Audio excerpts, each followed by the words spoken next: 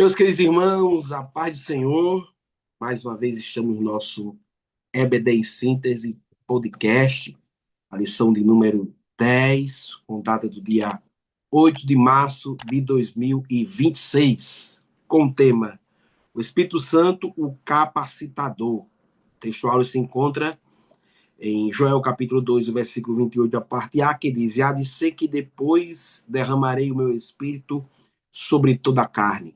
A verdade prática diz: o derramamento do Espírito Santo é uma promessa universal que capacita a igreja com poder para pregar o evangelho. A leitura em classe, a leitura bíblica em classe, são três textos. Joel, capítulo 2, versículo 28 e 29. Atos, capítulo 2, do versículo 1 ao versículo 4. Atos, capítulo 8, do versículo 14 ao versículo 17.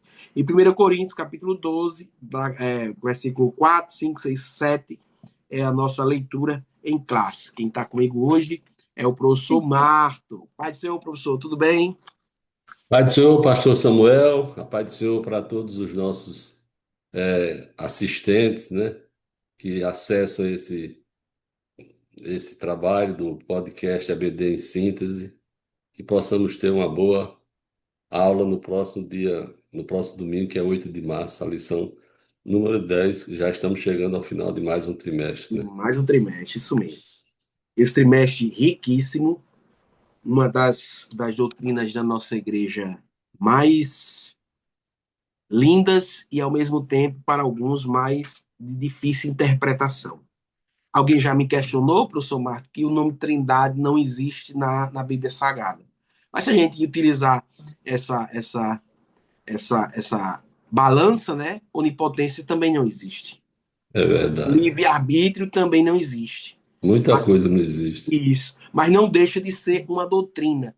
Tudo envolvido com a Trindade. Deus Pai, Deus Filho, Perfeito. Deus Espírito Santo, formando só Deus em três pessoas totalmente diferentes. E E até onde eu alcanço, assim, o tempo que eu tenho de escola dominical, eu um, nunca tinha visto assim uma lição abordando só a Trindade, né? Tem tem que fala da Trindade assim uma lição em alguns trimestres, né? Teve comentário assim, tinha uma lição sobre a Trindade, só uma lição. Mas essa daqui não, tá bem mais ampla, isso. bem mais consistente. Eu disse um aluno de escola bíblica dominical, professor, ele falando sobre as dúvidas dele sobre Trindade, disse: ó, estas pessoas que duvidam da Trindade, elas sempre existiram. Sempre estavam lá no meio da igreja, com suas doutrinas, com suas ideias, com suas ideologias.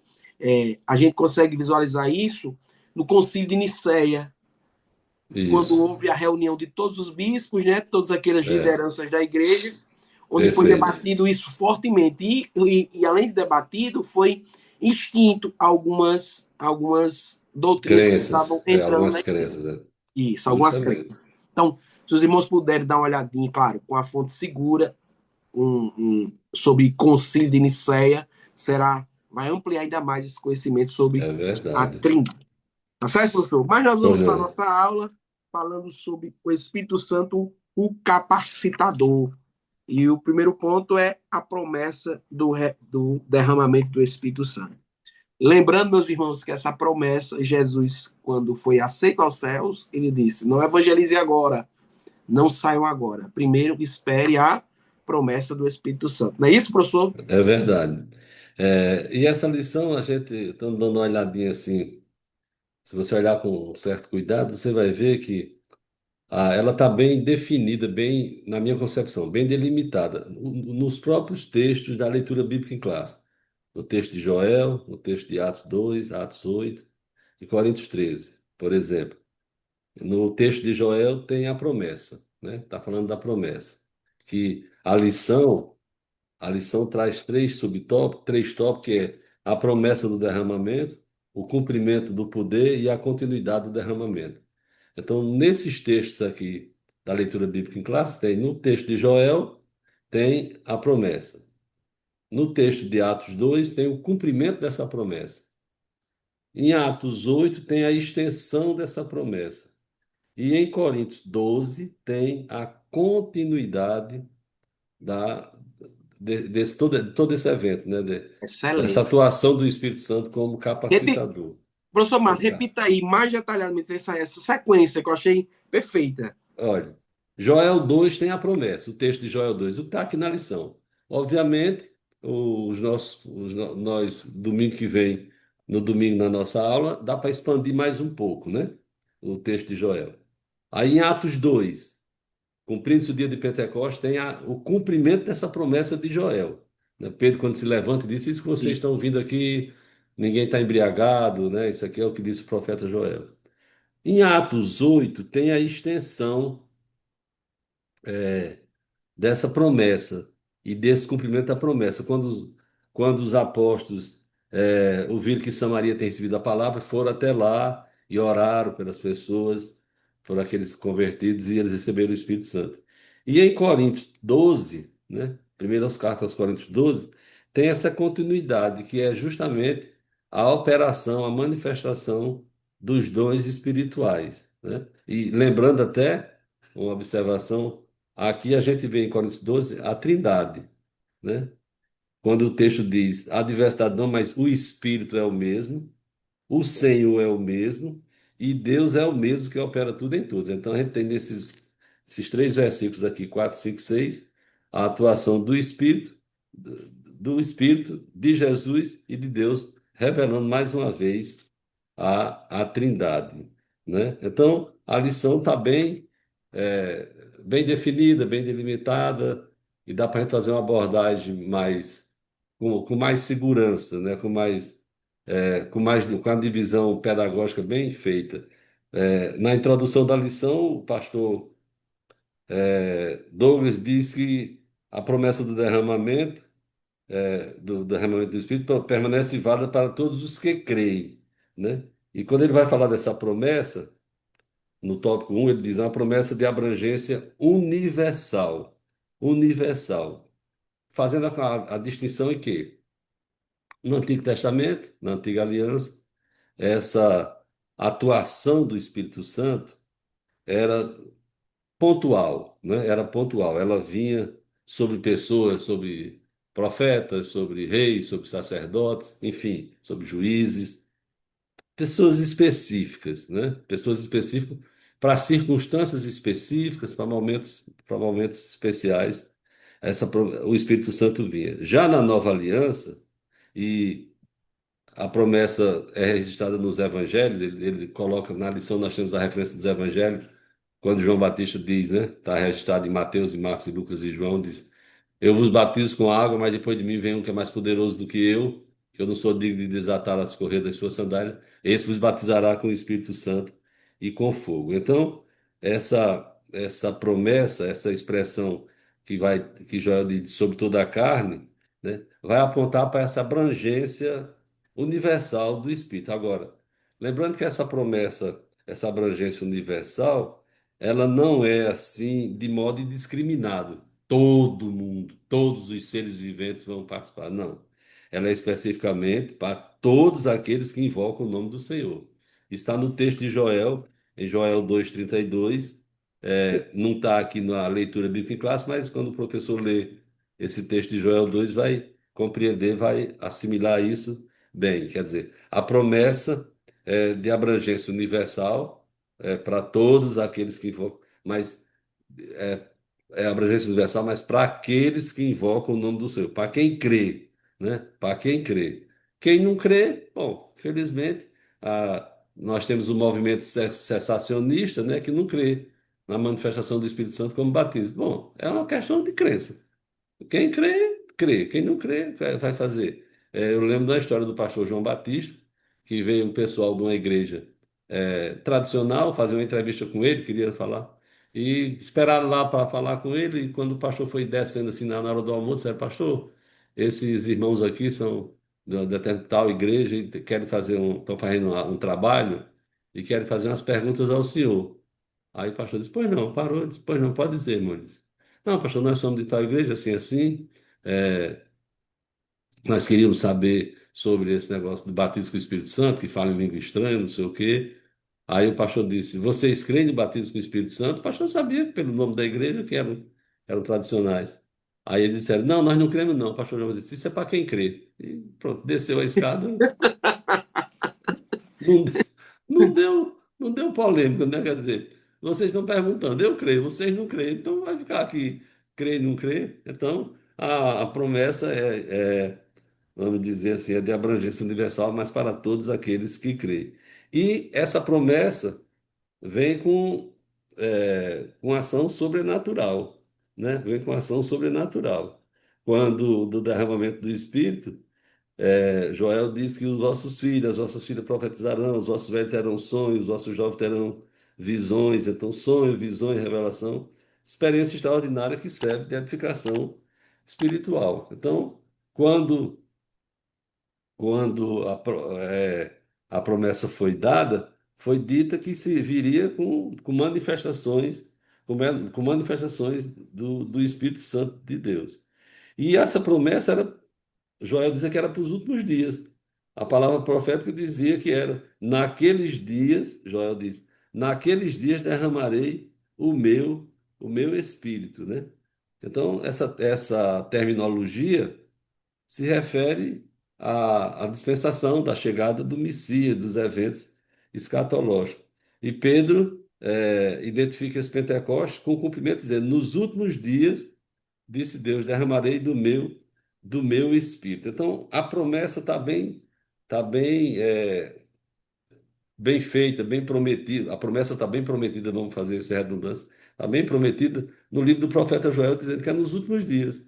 E Joel profetizou cerca de 800 anos antes desse acontecimento do Pentecostes, né? Cerca de 800 anos.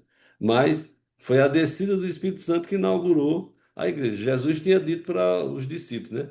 Vocês fiquem em Jerusalém até que do alto sejais revestido de poder, para serem minhas testemunhas. Quer dizer, aguarde um pouco aqui, espere o momento certo que eu vou mandar o Espírito Santo. Então, a promessa do Espírito Santo, essa promessa é válida para todos os que creem em todos os tempos. Então, desde o Pentecostes até os nossos dias, ela vem se cumprindo em todos aqueles que invocam o nome do Senhor, em todos aqueles que invocam o nome do Senhor.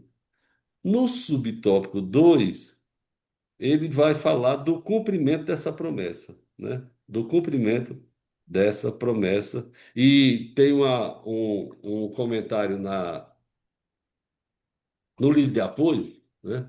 No livro de apoio do pastor Douglas, ele fala aqui o seguinte, que o Espírito Santo veio com poder do alto para atuar em várias dimensões. Na santificação, capacitando o crente a mortificar as obras da carne, no testemunho com ousadia, preparando os discípulos a pregar com intrepidez, e nós estamos no ano do discipulado, né? Nós estamos no ano do discipulado, e nos dons espirituais, concedendo a graça e na edificação da igreja. Em suma, o cumprimento dessa promessa veio, historicamente, inaugurou a igreja, né? A igreja foi inaugurada no dia de Pentecostes. O Está aqui, dia de Pentecostes, tá justamente. tudo aqui no livro do pastor, no livro de apoio do pastor Douglas. Sim. Doutrinariamente, autentica a promessa do Pai mediada pelo Filho. Quer dizer, esse evento, o cumprimento dessa promessa, autentica essa promessa do Pai que foi mediada pelo Filho. E teologicamente, conduz à santificação, ao testemunho ousado e à manifestação dos dons e à edificação do povo de Deus. Então, o Espírito Santo veio com poder. Quer dizer, veio com essa proposta, vamos dizer assim, né? Esse no derramamento do Espírito Santo, apontando que esse revestimento apontava para uma capacitação sobrenatural e indispensável para testemunhar de Cristo. Atos 1:8, né? Recebereis a virtude do alto. E a gente vê isso na prática também na vida do apóstolo Pedro, né? Quer dizer, Pedro ali quando Jesus estava preso, negou Jesus diante da serva lá do sumo sacerdote, da casa do sumo sacerdote. Não, eu não sou, eu não conheço, não sei quem é e tudo, né? E quando foi agora aqui no Pentecostes, que tinha muito mais gente, a pressão era muito maior, Quer dizer, Pedro, revestido de poder, levantou-se e disse: Varões galileus, estão pensando o quê? Aqui não tem ninguém embriagado, e lá vai, e botou força mesmo, deu com força, ou seja, com o poder do alto para com o revestimento, com o revestimento do Espírito Santo, que é indispensável para testemunhar de Cristo. Aí alguém pode sugerir e perguntar no domingo na classe: professor, então eu só posso evangelizar se eu for batizado com o Espírito Santo? Não, a Bíblia não diz isso, não. A Bíblia Isso. diz que é o revestimento de poder para ser testemunhas, para pregar o Evangelho com ousadia. Ah, então só quem tem ousadia é quem é batizado com o Espírito Santo. Não, senhor. Mas é uma necessidade que a gente tem de buscar o batismo com o Espírito Santo, porque tem essa consciência. Lembrando que todo crente, toda pessoa que nasceu de novo, recebeu o Espírito Santo na hora da sua conversão, na hora da sua conversão. Então, agora, aqui está falando desse passo à frente, né? Quer dizer, que é o batismo com o Espírito Santo, que é reconhecido ou que é identificado pela evidência inicial de falar em línguas estranhas. Então, ele fala também do cumprimento e vem poder para testemunhar, e fala dos sinais da descida do Espírito Santo, né? Atos registra dois sinais sobrenaturais, que é o som como de um vento veemente e impetuoso, e foram vistas línguas repartidas como que de fogo, né? O primeiro veio o som como de um vento veemente e impetuoso, e línguas repartidas como que de fogo. Eu ouvi há muito tempo um pregador dizendo, fazendo uma comparação, uma análise, fazendo uma aplicação das línguas de fogo. Foram vistas línguas repartidas como que de fogo. Ele disse: ora, Jesus disse que eles iam ser testemunhas, iam evangelizar. Para evangelizar, precisa de falar, então precisa de língua. E para falar com sabedoria, precisa de iluminação, de luz. Quer dizer, luz fala de fogo, fala de luz, luz fala de iluminação, fala de discernimento. Ele disse: se tivesse aparecido ali somente as línguas, o pessoal ia falar sem sabedoria. Se tivesse só o fogo, quer dizer, era só fogo mesmo, mas todo mundo mudo. Então as línguas eram repartidas como que de fogo, quer dizer, que tinha sabedoria e tinha língua para falar, boca para falar. É mais ou menos essa a aplicação. Eu sempre achei muito, muito interessante, né? Esses sinais da descida. E desceu, eles foram vistos em língua repartida, mas também foi só aquela vez. Foi só aquela primeira vez no Pentecostes, né? Esse episódio não mais se repetiu à luz das Escrituras, e nós também não temos noção de que, na igreja, hoje o culto foi fervoroso e Jesus batizou 10 irmãos, 12 irmãos com o Espírito Santo, e foram vistos língua repartida como que de fogo. Não, foi só aquela vez e não mais, né? E a evidência desse revestimento, ele mostra aqui que em Atos, o falar em línguas está explícito em três registros, né? Em Atos 2, em Atos 10, na casa de Cornélio, em Atos 19, lá na cidade de Éfeso, até já mesmo com imposição de mãos. E está implícito em outras ocasiões. Em Samaria, quando os apóstolos desceram a Samaria, que Filipe tinha pregado lá, e eles oraram, e eles receberam o batismo, foram batizados com o Espírito Santo. E até quando Ananias orou por Paulo, né? Quer dizer, orou e ele foi batizado.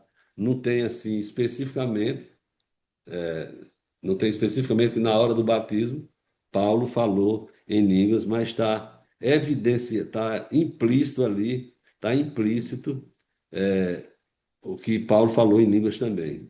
Então, biblicamente, falar em línguas é sempre a evidência inicial do batismo, o que é uma evidência que difere da variedades de línguas, né? Variedades de línguas.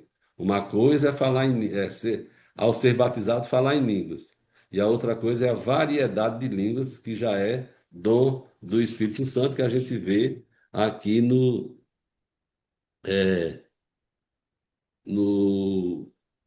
nos textos de Coríntios e de Romanos também, dizendo que há uma variedade de línguas. Então, veja bem, para a variedade de línguas, para o batismo com o Espírito Santo, a pessoa foi batizada com o Espírito Santo, está falando em línguas, não tem interpretação, né? Agora, na variedade de língua, aí sim, tem interpretação. Lá em Coríntios fala que quando estiverem profetizando, quando estiverem falando em língua, dois ou três, e que haja intérprete. Se não houver intérprete, se cale, né? De forma organizadamente. Então, veja bem, na experiência da salvação, o crente é selado com o Espírito Santo, que ele recebe o Espírito Santo, o selo da promessa do Espírito Santo, certo? Agora, no batismo com o Espírito Santo, ele é revestido de poder. Revestido de poder. É essa diferença que às vezes pode suscitar alguma dúvida na classe. Veja bem, volto a Tem um dizer. detalhe, professor Marco, tem um detalhe assim, Sim, do capítulo 2 de Atos dos Apóstolos, que esse evento foi tão, digamos assim, espetacular, que além do falar em línguas, da, da distribuição de dons espirituais ali, que ocorreu, que foram vistas, né, por eles, ele quebrou barreiras da época, sim, barreiras de, se a gente for falar hoje, Lucas é o evangelista que mais trata sobre a mulher ajudando o ministério de Jesus. perfeito. E ele colabora isso com Atos dos Apóstolos quando ele diz vossos filhos e vossas filhas. Ou seja, ele inclui o sexo feminino também nesse derramamento do Espírito. Justamente. Uma barreira quebrada. Além dessa, da idade, né? Jovens e velhos, Jovens e velhos. Deus. E uma social, servos e servos. Pronto. Eu gosto de dizer, na igreja é o lugar onde um médico senta, onde um cientista senta, e ouve muitas vezes um irmão que está com testemunho, dá uma palavra, um pedreiro, um auxiliar de pedreiro, pregando, e ele tem que sentar para ouvir. Justamente. Eu digo o seguinte, que o único lugar, o único, vamos chamar de associação, a única associação que senta o nível mais alto e o nível mais baixo, né? Então, senta o governador ao lado do servidor do nível mais baixo do governo do estado. Senta o prefeito e senta o gari, né? Senta o cirurgião e senta o auxiliar de enfermagem. Quer dizer, se houver um congresso de medicina, só vai participar os médicos. Se for de enfermeira, é enfermeira. Então, é o que diz, um congresso de medicina, só participa os médicos, todo mundo ali, um é médico, outro é médico, todo mundo sentado ali. Não tem possibilidade de um auxiliar de enfermagem estar sentado lá. Então, às vezes surge essa dúvida, que eu quero voltar aqui, na experiência da salvação, o crente é selado com o Espírito, e no batismo com o Espírito Santo, todo crente é revestido. Jesus falou, João capítulo 14, versículo 17, ou 16 para dar contexto. Jesus diz: Eu rogarei ao Pai, e ele vos dará outro consolador para que fique convosco para sempre. Versículo 17.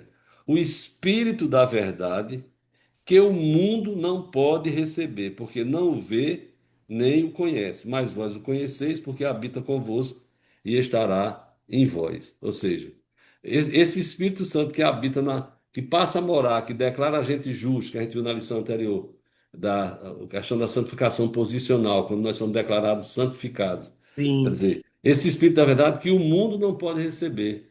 Uma pessoa que vem à frente e levanta a mão, mas na realidade, Deus sabe, ninguém aqui pode julgar. Ele pode não estar fazendo aquilo de coração nem de arrependimento. O Espírito Santo não passa a morar nele. Agora, se ele levantou a mão, confessou, o Espírito Santo passa a morar nele. Ele tem o Espírito Santo, o Espírito Santo está habitando nele. E esse Aí, morada aí, professor Marto, é bom que haja compreensão no aluno, professor que está realmente a habitação. A ideia perfeito, ali é armar uma tenda e fixar. É perfeito. habitação. Passa a morar dentro, quer dizer, é tanto que a Bíblia depois vai dizer, depois a Bíblia diz, os textos sagrados dizem o seguinte, que quando a pessoa se desvia, quer dizer, aquele espírito sai, o Espírito Santo sai da casa, deixa a casa limpa, varrida e adornada, né? Quer dizer, e o espírito mal volta com mais sete, pior do que ele, para habitar aquilo ali. Então tem uma diferença entre esse selo da hora da conversão e o revestimento que é o do batismo com o Espírito Santo, cuja evidência é falar em línguas. A cuja evidência é falar em línguas. É bom? Porque às vezes a pessoa diz assim: ah, mas não sou, você não é batizado com o Espírito Santo nos moldes do Pentecoste, com a evidência inicial de falar em língua estranha, mas que todo crente, salvo em Jesus Cristo, tem o Espírito Santo na sua vida. É E isso o, mesmo. e o tópico 3 fala da continuidade do derramamento do Espírito, né? Da continuidade, a extensão da continuidade, a diversidade de dons. Aí ele mostra essa continuidade, começando pela casa de Cornélio, né? Casa de Cornélio, depois em Samaria, depois em Éfeso, certo? Que foram distintos do novo nascimento, distinto do novo nascimento. Interessante que no na casa de Cornélio, o Espírito Santo precedeu o batismo em águas. Quer dizer, Pedro estava pregando e antes que ele falasse acerca do Espírito Santo veio e desceu sobre tudo. Que é uma coisa que acontece até hoje. Veja bem, quantas vezes, quem não já viu, uma pessoa entrou na igreja, ouviu a pregação e no final, na hora do apelo, ele vai à frente. Aquela pessoa nunca tinha entrado na igreja, sabia que existia Deus, sabia que existia Jesus, já tinha ouvido falar o nome de Jesus, mas parava por aí mesmo. E na hora que aceita Jesus, que vai à frente, quando o pastor diz, se ajoelha aí para a gente orar por você, para Jesus perdoar seus pecados, tudo. Aí quando a pessoa dobra o joelho que vai orando, aí Jesus batiza com o Espírito Santo. A pessoa não tem a menor noção do que é o Espírito Santo, aí diz, e, por, e tem gente na igreja que está no círculo de oração, na comissão de visita, no matutino, 1 ano, 2 anos, 10 anos, 15 anos, 30 anos, e não é batizado com o Espírito Santo. Bem, tem que reclamar com quem batiza. É, Outro detalhe importante, professor, nessa passagem de Cornélio, que em nenhuma outra passagem existe. Lucas só escreve. Estou dizendo Lucas, que Lucas foi quem escreveu Atos dos Apóstolos. Ele disse que o Espírito Santo caiu. Pedro está pois é. e caiu, né? É verdade. Caiu É sobre verdade. todos, né? Essa expressão é E muito interessante, porque em nenhum outro lugar existe isso, caiu. Lá no dia do Pentecoste veio sobre eles o Espírito Santo, né? é Não, verdade. caiu sobre eles. E aquele povo que vinha com Pedro, os irmãos da circuncisão, ficaram assim, boca aberta, né? E aquilo gerou um problema, que a igreja de Jerusalém quis saber porque é que Pedro entrou na casa de um gentio e etc e tal. Quer dizer, É mais mas uma quebra do derramamento do Espírito Santo, uma quebra perfeito. de É, etnia, né? Não somente para justamente, justamente. os de fora também. E Pedro, quando chegou, ele disse: Irmãos, eu estava falando lá sobre as coisas, entendeu? Aí o Espírito Santo veio sobre eles como veio sobre nós. Aí E quem era eu para negar a água a quem Jesus tinha concedido o Espírito Santo? Ele disse: Espera aí, vamos lá. E batizou todo mundo debaixo d'água, certo? Então, esse revestimento de poder, ele é distinto do novo nascimento, né? Nascimento. E no subtópico 2 diz. O espírito opera com diversidade e unidade, né? A Trindade inteira participando. Aqui, como eu mostrei no início da lição, é a continuidade. Ora, a diversidade de dons, mas o Espírito é o mesmo, né? Então, veja bem, a Trindade participando. O Espírito distribui os dons, o Filho dirige os ministérios e o Pai opera os resultados.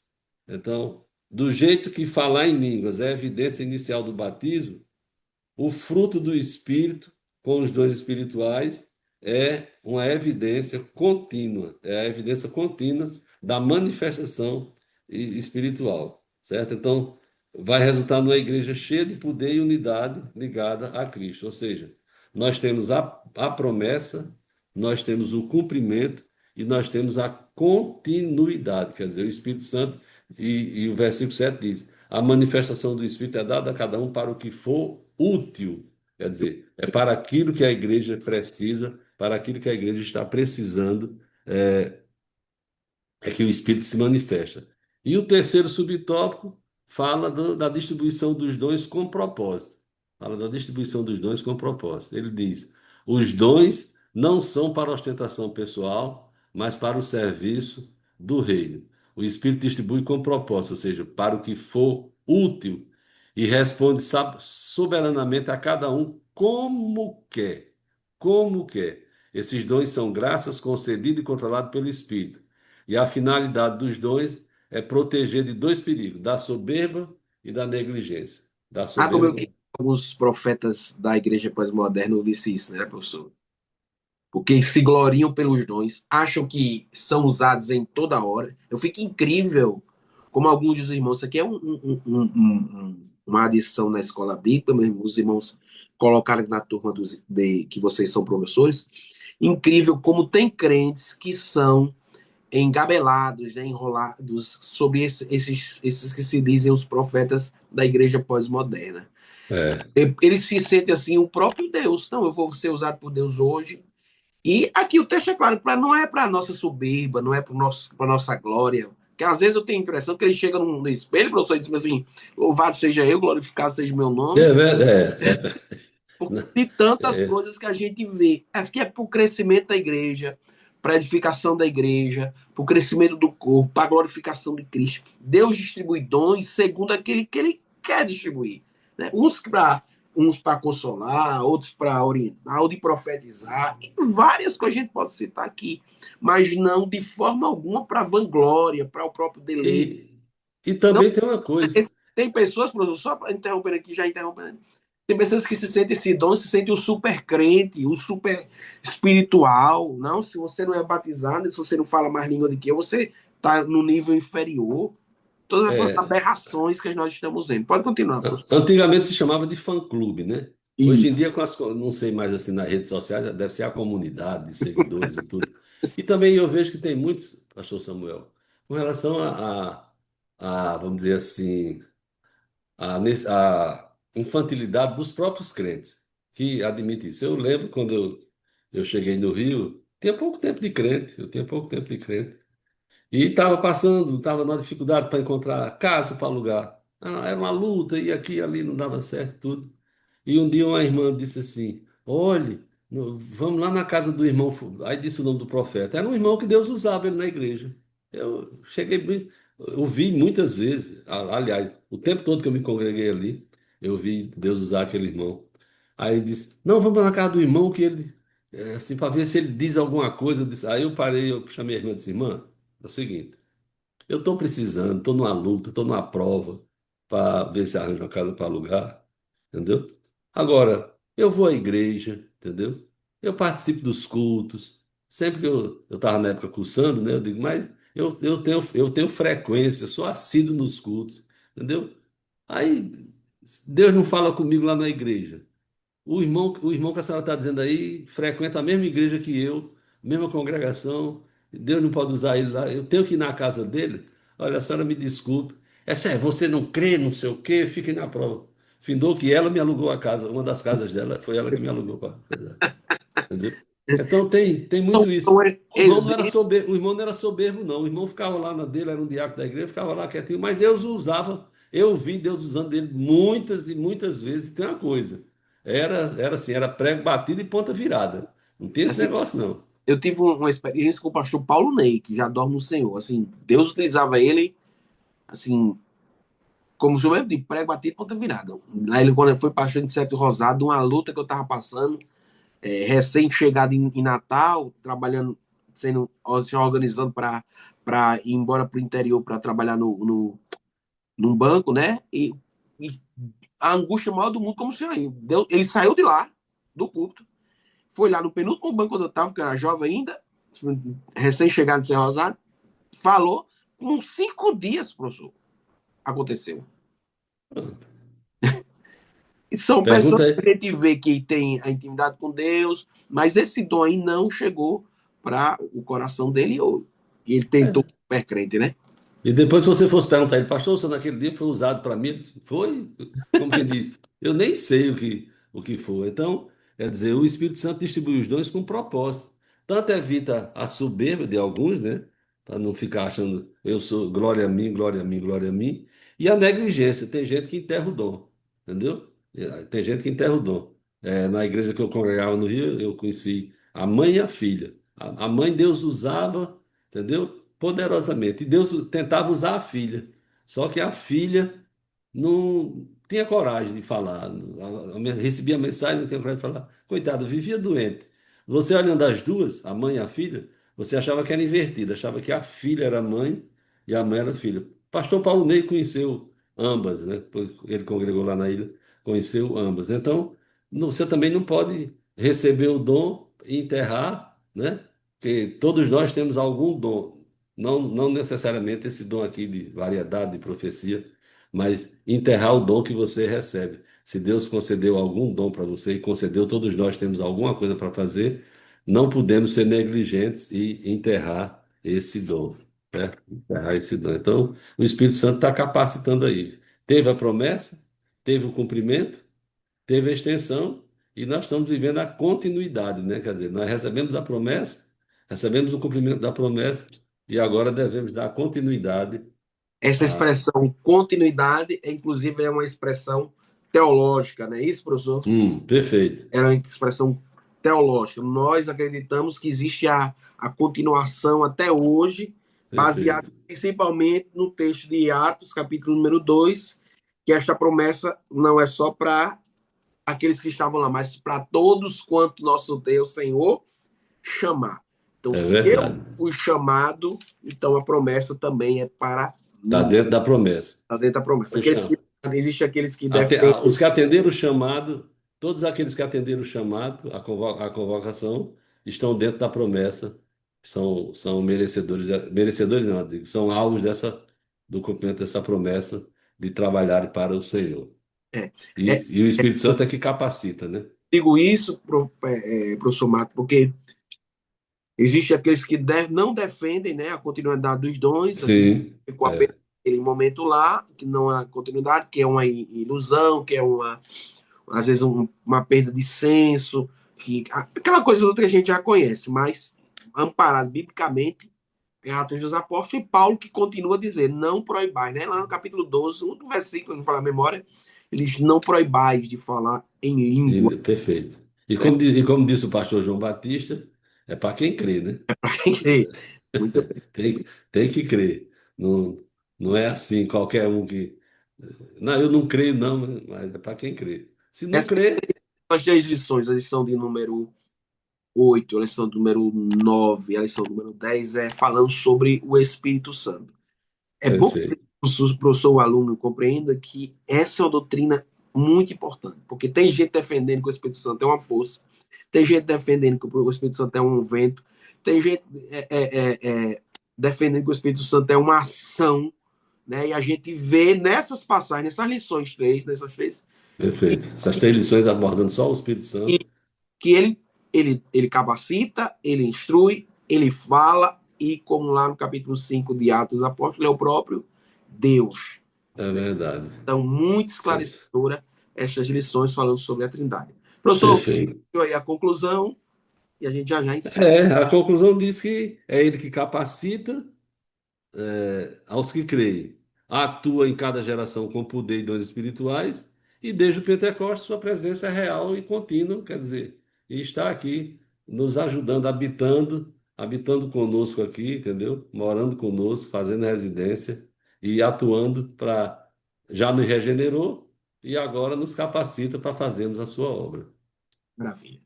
Meus queridos irmãos, Deus abençoe e até a próxima aula, se o Senhor nos permitir. A paz do Senhor.